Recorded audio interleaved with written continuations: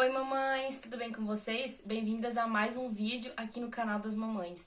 Bom, já pra começar eu gostaria de estar pedindo desculpa pra vocês, né? Esse vídeo já tá bem atrasado e eu quero dizer que já é a terceira vez que eu tô gravando esse vídeo, tá? E eu acredito que dessa vez vai dar certo, se Deus quiser.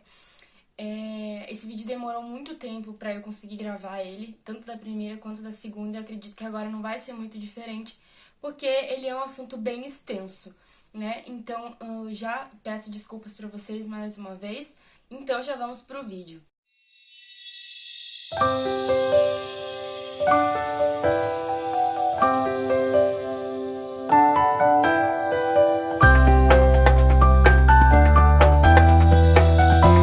Bom, primeiro, se você caiu de paraquedas aqui, deixa eu me apresentar. O meu nome é Jay Oliveira, eu sou casada e tenho um bebê de 1 ano. Então, para começar, eu já vou explicar um pouquinho como que foi a minha gestação. Eu nunca tive um acompanhamento particular, né? Normalmente, quando a gente quer engravidar, a maioria das mulheres procura um ginecologista, já começa a ter um acompanhamento ali particular, e eu nunca tive esse acompanhamento particular. Então, sempre fui atendida no SUS, né, na unidade básica, mas como Caleb foi uma promessa de Deus, então eu sempre fiquei muito tranquila em relação a isso, apesar de ficar um pouco ansiosa, né? Então tanto eu quanto meu esposo estávamos aguardando a chegada, então, dessa promessa. Então, como eu disse, né, o Caleb, ele já era uma promessa de Deus na nossa vida. E quando a gente decidiu começar a tentar engravidar, então eu parei com o uso do anticoncepcional. Depois disso veio muitos testes negativos, como eu já comentei no primeiro vídeo do canal. E com certeza, né, tive muita frustração, muito choro e muita tristeza toda vez que eu fazia um teste negativo.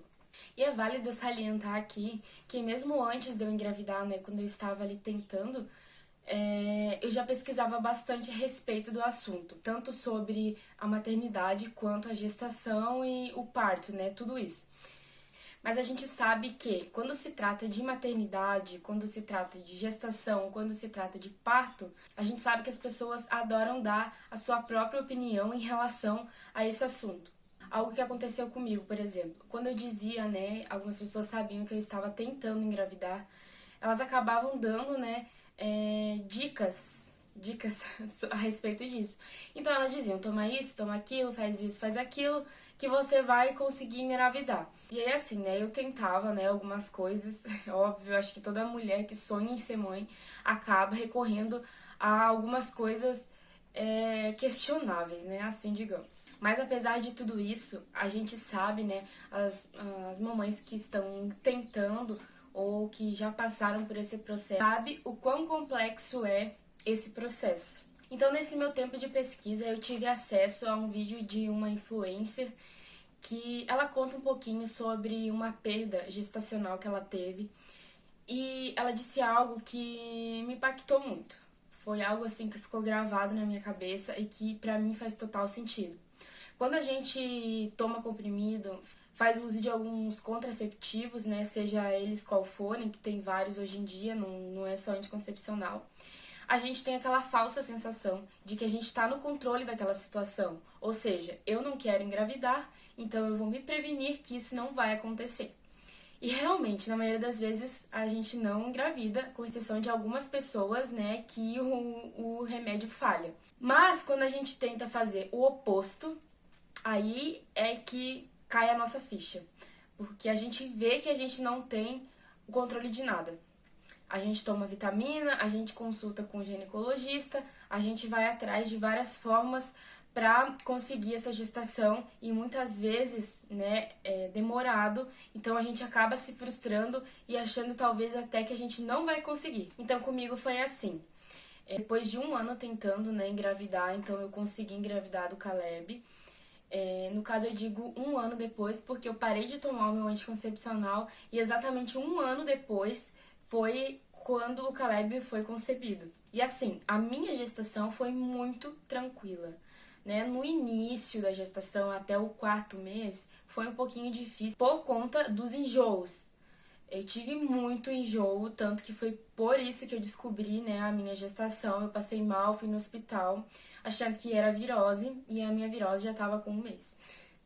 Mas tirando isso, né, Com exceção aos enjoos, depois que passou o 4º mês, foi tudo tranquilo, até o final foi tudo ok. Não tive diabetes, não tive nenhuma daquelas doenças que a gente normalmente faz os exames, né? E até, na verdade, uma coisa interessante, a médica falou pra mim que a minha gestação eu era uma das poucas mulheres que tinha o privilégio de ter uma gestação tranquila, porque muitas mulheres passam por alguns problemas na gestação, né? Por conta de como a gente vive, né? Da péssima alimentação, péssimos hábitos, né? Mas enfim, isso foi uma coisa que eu fiquei bem chocada, assim, quando ela me disse. Então agora, já indo pro dia do parto, é importante eu dizer pra vocês que eu sempre almejei muito ter um parto natural. Primeiro porque eu sempre tive muito, muito medo de cirurgia. Então, eu queria evitar ao máximo ter que recorrer à cesariana. Mas eu tinha, né, a consciência que, se fosse necessário, obviamente, eu me submeteria pelo meu filho, com certeza, sem pensar. Mas eu pedia demais, orava muito durante a minha gestação, pedia muito pra Deus para que Ele me concedesse um parto natural e que fosse, assim, com menos dor possível, né? Porque eu orava assim, pedia com fé mesmo que Deus me concedesse isso. E Ele é tão maravilhoso, Deus é tão fiel, tão bondoso, que Ele me concedeu e me deu o privilégio de ter um parto natural. E assim, pode parecer uma coisa incrível pra vocês, né? Mas no dia do meu parto eu tava muito tranquila, eu tava super de boa, eu tava realmente descansada, porque durante a minha gestação, principalmente nos últimos meses ali, no 3º trimestre, Deus usou algumas pessoas, alguns profetas, né, pra vir falar comigo, né, através deles Deus falou que era pra mim descansar, confiar nele, porque ele já tinha preparado tudo pro meu parto acontecer de uma forma muito boa, muito tranquila e perfeita. E, gente, assim, ó, já vou adiantar aqui pra vocês que foi perfeito mesmo. Eu já vou adiantar aqui agora que eu não tenho absolutamente nada pra reclamar. Eu tenho um arrependimento só, que eu vou mencionar no final do vídeo, mas de resto foi tudo perfeito mesmo. Então, assim, no dia 27 de abril de 2023, eu tava fechando 38 semanas e 2 dias. E a minha data prevista pro parto era no dia 9/5, então era alguns dias depois. Nesse dia, às 5:30 da manhã, da madrugada, né, começou então a dar a minha primeira contração.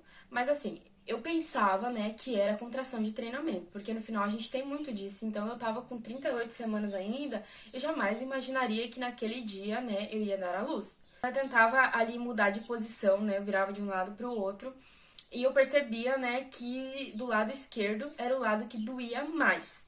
Então, normalmente no final ali a gente dorme de barriga pra cima, né? Quem já passou por isso sabe que é a posição menos difícil da gente conseguir respirar e dormir também. Então, eu ficava me virando de lado, mas eu percebi que do lado esquerdo acelerava muito a dor, era uma dor muito forte, e do lado direito era mais tranquila, mas a cada 10, 15 minutos dava aquela contração. Então, quando era 6:30 da manhã, uma hora depois, né, já tinha dado 4 contrações. E antes disso, né, eu já me levantava várias vezes, ia no banheiro e eu achava que eu tava com vontade de fazer cocô. Mas não era, né, já era ali o trabalho de parto, porque a dor que eu tinha era uma cólica. A contração, ela é uma cólica.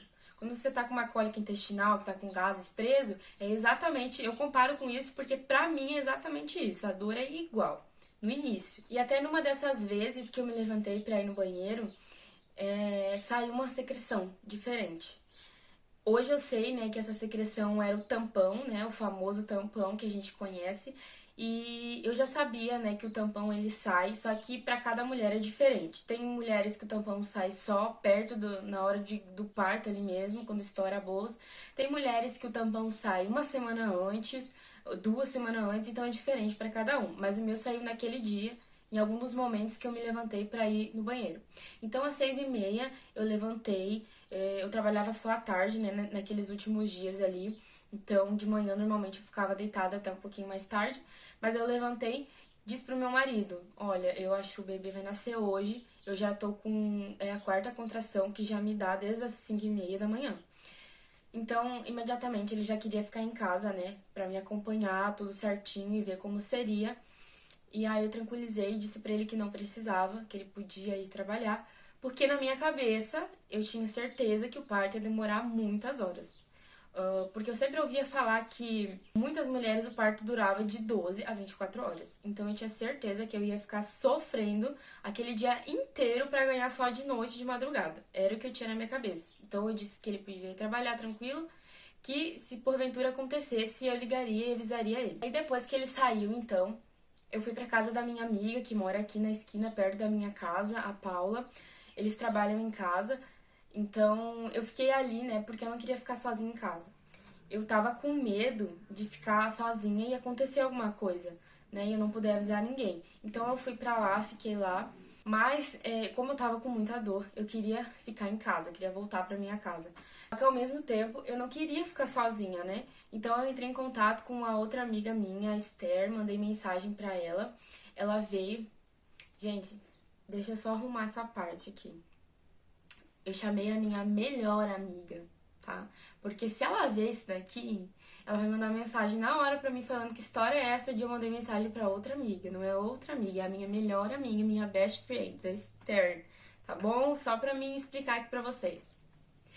Enfim, eu chamei a Esther, então ela veio ficar comigo. Eu vim pra casa. E aí, assim, eu vou deixar umas fotinhos aqui pra vocês verem que eu não tô mentindo, né? Que eu tô sendo extremamente sincera. Ela tava totalmente relax, né? Tranquilona, tomando um cafezinho, comendo um bolinho na minha frente enquanto eu sofria. E aí eu até brinquei com ela, né? Eu ri e falei pra ela, como é que você consegue comer vendo a sua amiga sofrer? Aí ela disse, olha, eu não posso fazer nada, porque não é comigo, e tudo que eu posso fazer, eu já tô fazendo, que é ficar aqui contigo, então infelizmente eu não posso tirar a tua dor. Amigona, né? Então eu fui, tomei um banho, né? Na esperança de que o banho ajudasse a aliviar um pouquinho a dor. Mas foi só ilusão, eu continuei com dor. E aí eu comecei a pedir pra ela cronometrar os intervalos das contrações. No início, quando começou as contrações, os intervalos eram de 10 a 15 minutos cada um. Mas naquele momento, quando eu perguntei pra ela, acredito que já eram umas 9 horas, já estavam de 3 a 2 minutos o intervalo. Então ela foi pro Google, né, pesquisar qual o momento certo que eu deveria ir pro hospital. E assim, eu não queria ir pro hospital muito cedo, porque eu já tinha um trauma ali de que as mulheres falavam que o exame de toque era extremamente doloroso. Então eu tinha aquele medinho, né? Eu não queria ir logo pro hospital, eu queria ir quando eu estivesse quase parindo o neném. E isso eu falava pra todo mundo. E aí ela falou pra mim, olha, que tá dizendo que de 3 a 2 minutos já tem que ir pro hospital, que já tá ganhando. Então, ela chamou o marido dela, ele veio, né, buscou a gente, eu já tava com tudo pronto, as bolsas do nenê, tudo certinho. E aí a gente foi pro hospital. Eu vou abrir um comentário aqui. A Esther queria fazer em mim uma maquiagem. Ela disse, ai amiga, deixa eu fazer uma make em ti então, pra te ganhar lá o nenê bonita e tal. Mas você tá com tanta dor, gente. Eu tava com tanta dor nesse momento que eu não queria saber de make, não queria saber de nada. Tanto que eu fui pro hospital parecendo uma mendiga.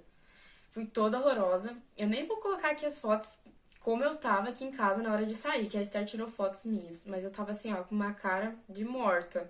Mas eu não queria nem saber de make, eu queria só ir pro hospital e parir aquela criança logo. E eu lembro que antes da gente ir pro hospital, ela até brincou comigo, né? Porque eu disse pra ela que eu não queria ir pro hospital tão cedo. Quando ela viu que já tava 3 minutos de intervalo, as contrações, ela disse pra mim, olha, eu acho melhor a gente ir pro hospital, porque eu sei fazer muita coisa, mas parto eu ainda não sei fazer. Então a gente riu, né? Eu ri daquele jeito assim, quase morrendo. E aí a gente foi pro hospital. E chegando lá, não demorou nem 15 minutos pra eu ser atendida, mas pra mim parecia eterno, né? Porque eu tava com dor. E aí eles chamaram a gente pra sala ali do clínico geral mesmo, que é onde os médicos atendem, né, o pessoal.